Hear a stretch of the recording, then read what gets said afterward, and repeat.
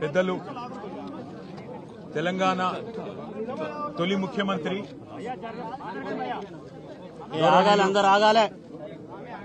కేసీఆర్ గారి దార్శనికతకు, కేసీఆర్ గారి ప్రణాళికబద్దమైన ఆలోచన విధానానికి ఒక తార్కాణం మన కళ్ల ముందు ఇక్కడ కనబడుతున్న కాకతీయ మెగా టెక్స్టైల్ పార్క్ యొక్క ప్రస్తుత పరిస్థితి కేసీఆర్ గారి విజన్ కు ఒక నిదర్శనంగా చెప్పొచ్చు.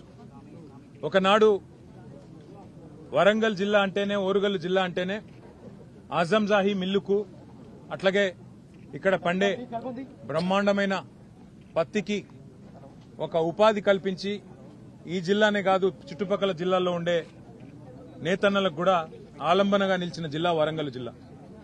అట్లాంటి వరంగల్ ఉమ్మడి ఆంధ్రప్రదేశ్లో ఆనాడు తన పూర్వ వైభవాన్ని కోల్పోయి ఇక్కడ ఉండే నేతన్నలు వలసపోయి సూరత్కి, షోలాపూర్కు, భివాండికి వలసపోయే పరిస్థితి ఉమ్మడి ఆంధ్రప్రదేశ్లో వచ్చింది. ఆ పరిస్థితి మారడమే కాదు, మొత్తం వరంగల్ కూడా ఒక సూరత్ లాగా, తమిళనాడులోని ఒక తిరుపూర్ లాగా టెక్స్టైల్ హబ్ కావాలి, తిరిగి పూర్వ వైభవం వరంగల్కు రావాలనే ఉద్దేశంతో ఫార్మ్ టు ఫ్యాషన్, అంటే farm to fabric, farm to fashion అంటే ఇక్కడ నల్లరేగడి నీళ్లలో పండే తెల్ల బంగారం పత్తిని లాభసాటిగా మారిస్తే రైతన్నకు లాభమైతుంది, ఫామ్లో పనిచేసే రైతుకు లాభమైతుంది. దాంతోపాటు ఇక్కడ మరి ఉండే మహిళలు ఎవరైతే ఈ ఫ్యాషన్ ఇండస్ట్రీలో, ఫ్యాబ్రిక్ ఇండస్ట్రీలో పనిచేస్తే వారికి కూడా ఉపాధి దొరుకుతుందనే ఉద్దేశంతో భారతదేశంలోనే అతి పెద్ద టెక్స్టైల్ పార్కు ఏర్పాటు చేసింది ఆనాటి కేసీఆర్ గారి ప్రభుత్వం.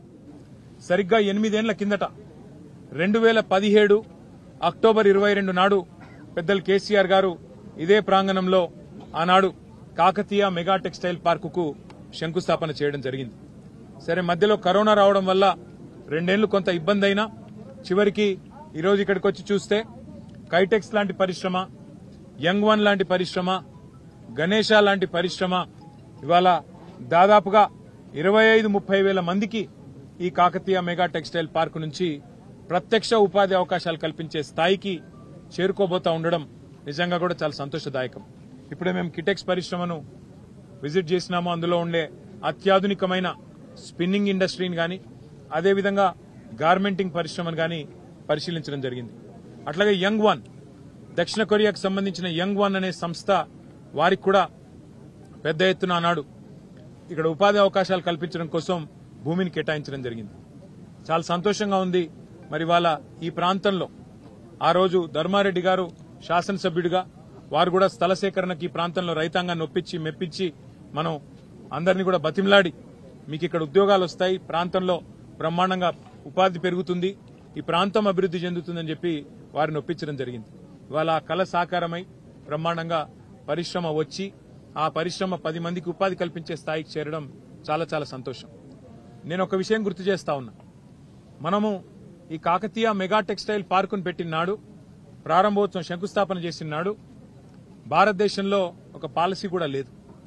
మనకు మీరు గమనిస్తే పక్కనే ఉండే శ్రీలంక, ఇటు పక్కనే ఉండే బంగ్లాదేశ్ ఇవాళ వస్త్రాల ఉత్పత్తిలో భారతదేశం కంటే ఎన్నో రెట్లు, భారతదేశం మొత్తం 4% మాత్రమే టెక్స్టైల్ ఉత్పత్తి అవుతుంటే ఇవాళ పక్కనే ఉండే శ్రీలంకలో 8%, అట్లాగే పక్కనే ఉండే బంగ్లాదేశ్ లో 7%, చైనాలో 34% ఇవాళ వస్త్రం ఉత్పత్తి అవుతా ఉన్నది. టెక్స్టైల్ ఇండస్ట్రీ అక్కడ అంత బలంగా నిలదొక్కున్నది.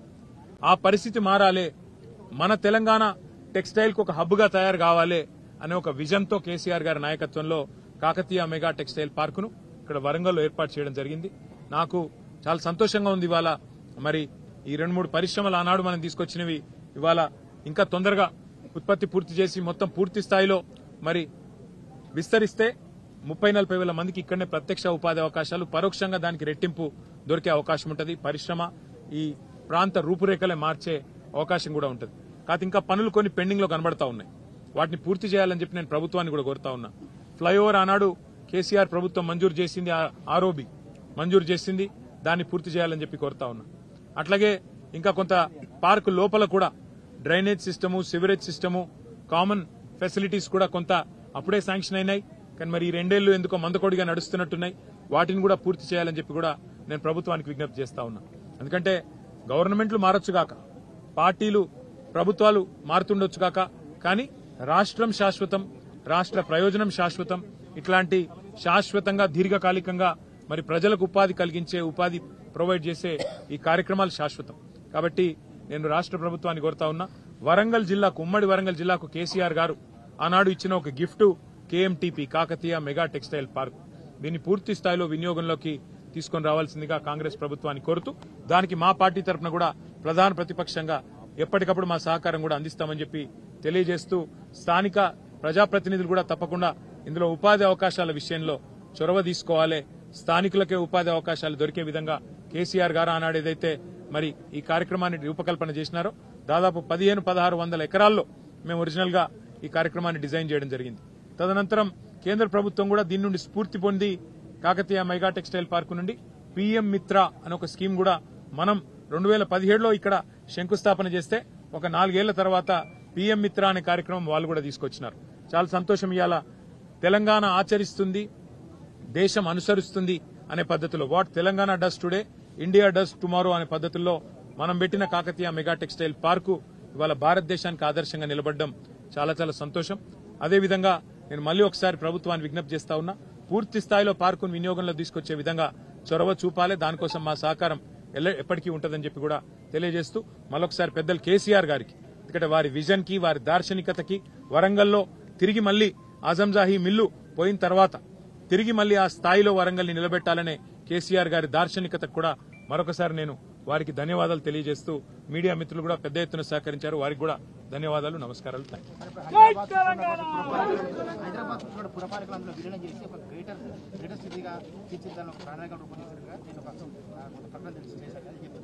ఇక్కడ పరిస్థితి ఏంటి అంటే, కేసీఆర్ గారు ఉన్నప్పుడు 10 జిల్లాల తెలంగాణని 32 జిల్లాలుగా మార్చారు. కేసీఆర్ గారు ఉన్నప్పుడు మరి కొత్త రెవెన్యూ డివిజన్లు ఏర్పాటు చేసినారు, కొత్త పురపాలికలు ఏర్పాటు చేశారు, తాండాలను అప్గ్రేడ్ చేసి గ్రామ పంచాయతీలుగా చేసి 8,800 గ్రామ పంచాయతీల్ని 12,800కు చేర్చినాం.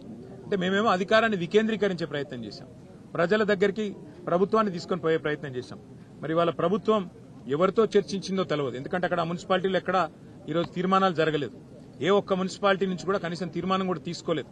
పోనీ మున్సిపాలిటీలు కొలువు తీరి లేవు కాబట్టి పోనీ ప్రజలతో అభిప్రాయం సేకరించినరా ప్రత్యక్షంగా అంటే ప్రజల అభిప్రాయం తీసుకోలేదు. పోనీ అఖిల పక్షం పెట్టి ఆల్ పార్టీ అభిప్రాయం తీసుకున్నారా? అది చేయలేదు. పోనీ శాసనసభ పెట్టి శాసనసభ్యుల అభిప్రాయం తీసుకున్నారా? అది చేయలేదు. మరి ఎవరి ప్రయోజనాల కోసం, ఎవరి ఎజెండా కోసం, ఎవరి శాశ్వత దీర్ఘకాలిక మరి ఆలోచనల కోసం ఈ ప్రభుత్వం పనిచేస్తున్నదో మాకైతే తెలియదు. ఏ కారణం చేత ఈ ప్రతిపాదన ఇచ్చారు కూడా తెలియదు. బహుశా నేను అనుకోవడం అయితే కేవలం కొంతమంది రియల్ ఎస్టేట్ వ్యాపారులు, దళారులు, వారి ప్రయోజనాల కోసం మాత్రమే ఈ ప్రభుత్వం పనిచేస్తున్నదనేది స్పష్టంగా కనబడతా ఉంది. మీరు చూడండి, ఇవాళ Hyderabad industrial lands transformation policy అని ఒక పాలసీ తెచ్చినారు. ఏముంది ఆ పాలసీలో? స్పష్టంగా మీరు చూస్తే ఒకటే కనబడతా ఉంది. ఈ రోజు ఇక్కడ కాకతీయ మెగా టెక్స్టైల్ పార్కులో ఎట్లా అయితే ఆనాడు రైతులను ఒప్పించి మెప్పించి కడుపులో తలబెట్టి ల్యాండ్ తీసుకొని పరిశ్రమల కోసం ల్యాండ్ ఇచ్చినామో, గత ప్రభుత్వాలు కూడా అట్లాగే హైదరాబాద్ లో 9,300 ఎకరాలు 21 పారిశ్రామిక వాడల్లో ప్రజల దగ్గర నుంచి భూమిని సేకరించి పరిశ్రమలకు ఇచ్చారు. ఇప్పుడు ఉదాహరణకు నేను ఇక్కడ చెప్తే మీకు అర్థమవుతుంది. ఇప్పుడు కిటెక్స్ వాళ్ళకి ల్యాండ్ ఇచ్చినాం 300 ఎకరాలు, 400 ఎకరాలు. యంగ్ వన్ కు ల్యాండ్ ఇచ్చినాం 300-400 ఎకరాలు. ఒక 10 ఏళ్ల తర్వాత కిటెక్స్ అయినా యంగ్ వన్ అయినా వచ్చి అన్న అప్పుడు వరంగల్ విస్తరిస్తుంది, ఇంకా ఇక్కడ దాకా వస్తుంది. ఇదంతా ఈ వద్దు పరిశ్రమ ఎత్తేస్తాం, దీన్ని మేము అపార్ట్మెంట్లు కట్టుకుంటాం, ఇక్కడ మాల్ కట్టుకుంటాం అంటే సమ్మతమా? రైతుల దగ్గర తక్కువ ధరకు తీసుకొని వాళ్ళకు తక్కువ ధర ఇచ్చి మరి ఇవాళ వీళ్లకు సబ్సిడీ మీద పరిశ్రమలకు భూములు ఇచ్చిన తర్వాత మనం ఏం ఆశిస్తాము? పరిశ్రమ నడవాలి, ఉపాధి దొరకాలి, మన పిల్లలకు ఉద్యోగాలు రావాలి, రాష్ట్ర ఆదాయం పెరగాలని కోరుకుంటాం. కానీ ముఖ్యమంత్రి రేవంత్ రెడ్డి గారు ఏమంటున్నారు? అట్లా కాదట. ఇప్పుడు కిటెక్స్ ఆయన ఒకవేళ దెబ్బనొచ్చి, అంటే కిటెక్స్ అంటే ఎగ్జాంపుల్ చెప్తున్నా, ఇదే అనేరు మీరు, హైదరాబాద్ లో ఉండే పరిశ్రమ వాళ్ళు వచ్చి అన్నా ఇగో మేము అపార్ట్మెంట్లు కట్టుకుంటాము, మాల్స్ కట్టుకుంటాము అంటే వాళ్లకు అడ్డికి పావు షేర్. రిజిస్ట్రేషన్ ధర 10,000 అయితే నువ్వు 3,000 కట్టు చాలు, నువ్వు కట్టుకోపోయేది కట్టుకో అని ఇలా రేవంత్ రెడ్డి గారు అంటున్నారు. నేను అంటున్నా, హైదరాబాద్ వరంగల్ లాంటి జాగల్లో, వరంగల్ లాంటి నగరాల్లో ఇవాళ పార్కుకు జాగలేదు, పార్కింగ్ కు జాగలేదు, బొందలగడ్డకు జాగలేదు, ఇల్లు కడదామంటే జాగలేదు, వీటి వేటికి జాగలొద్దట. కానీ పారిశ్రామికవేత్తలు మాత్రం వాళ్ళు అడ్డికి పావు షేర్ కొనుక్కున్న ఆనాడు తీసుకున్న భూములు, ప్రభుత్వం ఇచ్చిన భూములు వాళ్ళు ఇష్టం వచ్చినట్టు అమ్ముకుంటే మాత్రం రేవంత్ రెడ్డి గారు పచ్చజెండా ఊపుతా ఉన్నాడు. 9,300 ఎకరాల భూమి, దాదాపు 5 లక్షల కోట్ల విలువైన ఆస్తి. ఈ 5 లక్షల విలువైన కోట్ల ఆస్తిని ఇతర ప్రభుత్వాలు ఏం చేసినాయి? కేంద్రంలో ఉండే, మన దేశంలో ఉండే ఇతర రాష్ట్రాలు, బొంబాయిలో ఇట్లాగే మిల్స్ కు ల్యాండ్ ఇచ్చినారు. ఆ మిల్స్ కి ఇచ్చిన ల్యాండ్ను మహారాష్ట్ర ప్రభుత్వం 50% వెనుకకు తీసుకొని అందులో ఇల్లు కడుతున్నది, అందులో ఇతరత్ర అవసరాలకు, ప్రజా అవసరాల కోసం వాడుతా ఉన్నది. కానీ రేవంత్ రెడ్డి గారు మాత్రం ఆయన అన్నదమ్ముళ్ళు, ఆయన ఒక అవినీతి అనకొండ మాదిరిగా, ఆయన అనుమూల కాదు, ఆయన అవినీతి అనకొండ రేవంత్ రెడ్డి. ఆ అవినీతి అనకొండ యొక్క విశ్వరూపం ఏంటంటే 5 లక్షల కోట్లు దొబ్బుకపోయేందుకు తెలంగాణ ప్రజల ఆస్తి ఇవాళ ఉద్దేశపూర్వకంగా పరిశ్రమలకు గత ప్రభుత్వాలు ఇచ్చిన భూములను ప్రైవేటు వ్యక్తులకు ధారాదత్తం చేస్తూ, ప్రైవేటు వ్యక్తుల చేతుల్లో ఇవాళ మాల్స్ కట్టుకోవడానికి, అపార్ట్మెంట్లు కట్టుకోవడానికి, విశృంఖలంగా వేల కోట్ల రూపాయలు ఆయన అన్నదమ్ములు, ఆయన అనుయాయులు సంపాదించుకోవడానికి ఒక పచ్చజెండా ఇవాళ ఊపి HILTP పాలసీ పేరిట తీసుకొని వచ్చినాడు. నేను మిమ్మల్ని కూడా కోరుతా ఉన్నా, ఇవాళ వరంగల్ ప్రజలను కూడా ఆలోచించమని కోరుతా ఉన్నా. కాకతీయ మెగా టెక్స్టైల్ పార్కును గనక ఒకవేళ గతంలో రైతుల దగ్గర తీసుకున్న భూములు ఇవన్నీ కూడా సేమ్ హైదరాబాద్ ఎట్లా తీసుకున్నారు, ఇక్కడ అట్లే తీసుకున్నారు. ఇక్కడ కూడా దబ్బన మాల్స్, అపార్ట్మెంట్స్ కట్టుకున్నందుకు రిజిస్ట్రేషన్ ధరల 30% ఇస్తే వరంగల్ ప్రజలు ఒప్పుకుంటారా? కరెక్ట్ కాదు కదా. మేమనేది కూడా అదే. హైదరాబాద్ భూములు తెలంగాణ ప్రజల సొత్తు. హైదరాబాద్ పారిశ్రామిక వాడలు తెలంగాణ ప్రజల నుంచి తీసుకున్న భూములు. వాటిని ప్రజా ఉపయోగం కోసం వాడండి, ప్రజల అవసరాల కోసం వాడండి. వాటిని అవసరమైతే ఇప్పుడు నేను అడుగుతున్నా, మీరు పోయి నేను అపార్ట్మెంట్లు కట్టుకుంటా అంటే గవర్నమెంట్ ల్యాండ్ ఇస్తుందా? ఇయ్యదు కదా. మరి వీళ్ళు ఎందుకు ఇస్తున్నారు మీరు వీళ్లకు? దీని కారణం చెప్పండి అంటే వాళ్ళు కారణం చెప్తలేరు. ఇంకొక మాట కూడా నేను మీకు చెప్పాలా. హైదరాబాద్ లోపల ఉండే కాలుష్య కారక పరిశ్రమలుంటే వాటిని, ముఖ్యంగా ఫార్మా ఇండస్ట్రీని తరలించడానికే పెద్దలు కేసీఆర్ గారు ఫార్మా సిటీ అని పెట్టిండ్రు. కొత్త టెక్నాలజీతో కొత్త ప్రాంతంలో కాలుష్యం రాకుండా ఉన్న కాలుష్యాన్ని అరికడుతూ వాటిని అక్కడ తరలించి మరి ఇక్కడ ఉండే ఈ ల్యాండ్ను అవసరమైతే 50% గవర్నమెంట్ తీసుకోవాలనేది మా ప్రభుత్వం యొక్క గత ప్రభుత్వం యొక్క ఆలోచన. కానీ ఈ ప్రభుత్వం ఆలోచన ఏంది? ఫ్యూచర్ సిటీని రియల్ ఎస్టేట్ పేరిట అమ్ముకోవాలా, ఇక్కడ ఉన్న ఈ 9,300 ఎకరాలు ఇటు అమ్ముకోవాలా, 2 దగ్గర లక్షల కోట్లు సంపాదించి రాహుల్ గాంధీకి తెలంగాణను ఏటీఎంగా మారుస్తూ, కాంగ్రెస్ పార్టీకి ఏటీఎంగా, పేటీఎంగా మారుస్తూ వచ్చే ఒక 20-25 ఏళ్లు ముని మన్మన్లు, మనమన్లు, వాళ్ళ ముని మన్మన్లు, వాళ్లకు వేల లక్షల కోట్ల ఆస్తిని 5 లక్షల కోట్ల కుంభకోణం ద్వారా అర్జించి పెట్టాలన్నది రేవంత్ రెడ్డి గారి ఆలోచన. ఇప్పుడు కాకతీయ మెగా టెక్స్టైల్ పార్క్ ఎట్లయితే మేము మా ప్రభుత్వంలో భూసేకరణ చేసినామో, గతంలో ఈ 21 పారిశ్రామిక వాడల్లో కూడా గత ప్రభుత్వాలు అట్లే భూసేకరణ చేసినాయి. రైతుల దగ్గర, ప్రజల దగ్గర రెవెన్యూ భూములు తీసుకున్నాయి. మరి వాటిని ఇవాళ నీ అబ్బసొత్తు అన్నట్టు, నీ అత్తసొమ్ము అన్నట్టు నువ్వు దానం చేస్తే బీఆర్ఎస్ పార్టీ చూస్తా ఊరుకోదు.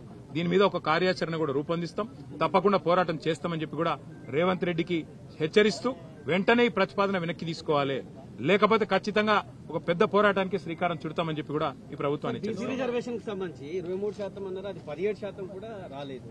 దీని మీద అంటే చెప్పింది తెలంగాణలో సామెత ఉంది, కొండంత రాగం తీసి గాడిద పాట వాడిండేటోడు వెంకటి.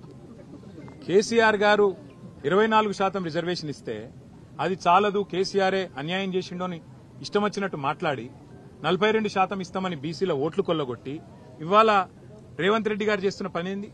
నేను సర్పంచ్ ఎలక్షన్లు అని చెప్పి సడన్ గా 6:30కు నోటిఫికేషన్ ఇచ్చింది. అందులో చూస్తే ఇప్పుడే మా గౌరవ శాసనసభ్యులు రాజేశ్వర రెడ్డి గారు, మా ఎమ్మెల్సీ శ్రీనివాసరెడ్డి గారు, మాజీ ఎమ్మెల్యే ధర్మారెడ్డి గారు చెప్తున్నారు, కొన్ని మండలాల్లో కనీసం ఒక్క ఊరు కూడా లేదు బీసీలో రిజర్వేషన్లో. ఇంతకంటే అరాచకం, ఇంతకంటే కిరాతకం ఏదైనా ఉందో నాకే తెలియదు. మరి నేను ఇంకొక మాట కూడా అడుగుతున్నా, 42% అని చెప్పి కులగణన అని చేసి దానికి 160 కోట్లు ఖర్చు పెట్టి దానికి మళ్ళీ రాహుల్ గాంధీ కితాబులు ఇచ్చి ఇది రేర్ మోడల్, రేర్ అంటే ఏందట అంటే రాహుల్ రేవంత్ మోడల్ అట, రేర్ మోడల్ అని పెట్టి దానికి కాంగ్రెస్ వర్కింగ్ కమిటీలో తీర్మానం పెట్టి ఓహో రేవంత్ రెడ్డి, ఆహా కాంగ్రెస్ అని ఊదరగొట్టి ఇలా పీకింది చివరికి. ఏం చేసినావు? 42% రిజర్వేషన్లను నమ్మబలికి బీసీల ఓట్లు కొల్లగొట్టి ఇవాళ 17%కి పరిమితం చేసినందుకు ముందు రేవంత్ రెడ్డి 2 చెంపలేసుకొని బీసీలను మోసం చేసినందుకు క్షమాపణ చెప్పాలి. సర్పంచ్ ఎన్నికల్లో ఇవాళ ఏ అరాచకమైతే చేస్తా ఉన్నారో, కొన్ని మండలాల్లోనే బీసీలకు స్థానం లేకుండా, రిజర్వేషన్ లేకుండా చేసి, కొన్ని జిల్లాల్లో కూడా లేకుండా చేసి దుర్మార్గం ఏదైతే ఈ ప్రభుత్వం చేస్తున్నదో దీనికి రాహుల్ గాంధీ క్షమాపణ చెప్పాలి. ఎందుకంటే బీహార్ ఎన్నికల్లో రాహుల్ గాంధీ అబద్దం చెప్పిండు, తెలంగాణలో మేము చేసేసినాం 42% ఇచ్చేసినాం అని బీహార్ ఎన్నికల్లో చెప్తాడు, ఢిల్లీలో చెప్తాడు. అందుకే తెలంగాణ గల్లీల్లో ఉండే మా బలహీన వర్గాల సోదరులకు నా ప్రార్థన, దయచేసి కాంగ్రెస్ పార్టీ మిమ్మల్ని ఏదైతే నమ్మించి గొంతు కోసిందో బుద్ధి చెప్పండి. ఇవాళ పార్టీ రహితంగా జరిగే ఎన్నికల్లో సిగ్గులేదు ముఖ్యమంత్రికి, మంత్రులకు. పార్టీ రహితంగా జరిగే ఎన్నికల్లో పార్టీ పరంగా రిజర్వేషన్లు ఇస్తారట. ఆ ఎన్నికల్లో పార్టీ గుర్తే లేకపోయా, అసొంటప్పుడు నువ్వు పార్టీ పరంగా రిజర్వేషన్లు ఆడికెళ్ళిస్తావు అంటే నమ్మితే ఇక ఎన్ని అబద్దాలు చెప్తారంటే వాళ్ళకు నిజంగా వాళ్ళ నోర్లకు మొక్కాలే. మళ్ళొక్కసారి ఇవాళ వీళ్ళ నిజరూపం బయటపడ్డది. వీళ్ళు ఇన్నాళ్లు బీసీల కోసం కార్చిన కన్నీళ్లు మొసలి కన్నీరు అన్నది బయటపడ్డది. కాబట్టి బీసీ సోదరులు, ముఖ్యంగా సోదరిమణులు, మీరే బుద్ధి చెప్పాలా ఈ దుర్మార్గమైన ప్రభుత్వానికి అని చెప్పి మేము విజ్ఞప్తి చేస్తూ, ఈ రకమైన మోసాన్ని ఏదైతే కొనసాగించే ప్రయత్నం ముఖ్యమంత్రి ఆయన మంత్రులు చేస్తా ఉన్నారో దీనికి తప్పకుండా తెలంగాణ సందర్భానుసారంగా కసిదీరా కాళోజీ నారాయణరావు గారు చెప్పినట్టు కసిదీరా కాలం వచ్చినప్పుడు కాటేసి తీరుతుందనే మాట కూడా వారికి విజ్ఞప్తి చేస్తాం. Thank you.